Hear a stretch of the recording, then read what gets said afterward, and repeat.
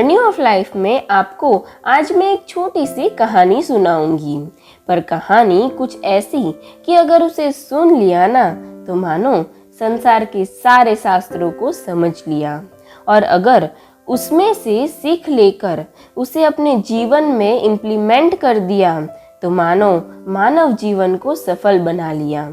तो इस छोटी सी कहानी को जरा ध्यान से सुनिएगा। एक बहुत ही बड़ा जंगल था।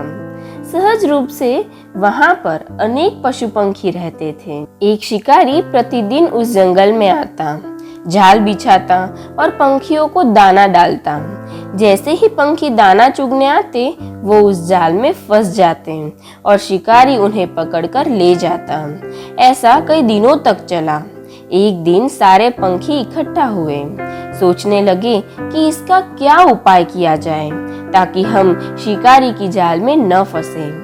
एक तोते ने कहा कि हमारे जंगल में एक योगी बाबा समाधि लगाकर बैठे हैं, क्यों न उन्हीं से राय ली जाए। सबको तोते की बात ठीक लगी और सभी आ पहुंचे योगी बाबा के पास।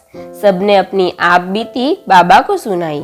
बाबा बोले, देखो मैं आपको एक मंत्र देता हूँ, वो मंत्र का जाप आप करते रहना, आप शिकारी की जाल में कभी नहीं फंसोगे।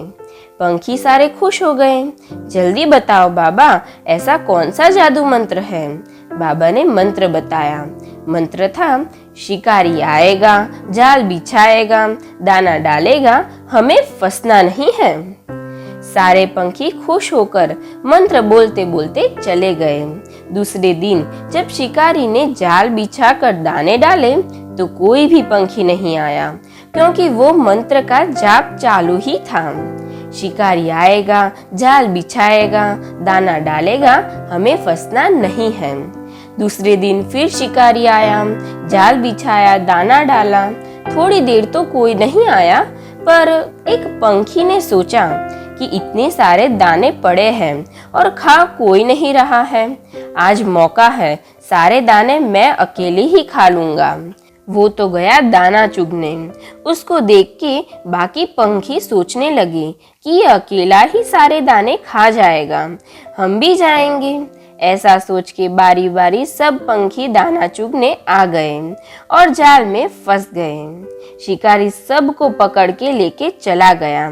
मंत्र तो वो अभी भी बोल ही रहे थे, शिकारी आएगा, जाल बिछाएगा, दाना डालेगा, हमें फंसना नहीं है।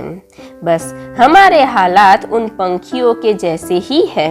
भगवान श्री कृष्ण के जैसे महायोगी हमें धर्म अधर्म का भेद समझाते हैं, सही गलत की पहचान करवाकर सद्विचार का मंत्र देते हैं और हम उस मंत्र का जाप भी करते हैं।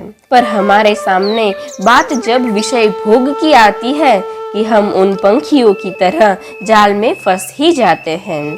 थोड़ा चिंतन अवश्य कीजिएगा। तो फिर मिलेंगे अगले रविवार को कुछ नया लेके। तब तक राधे राधे।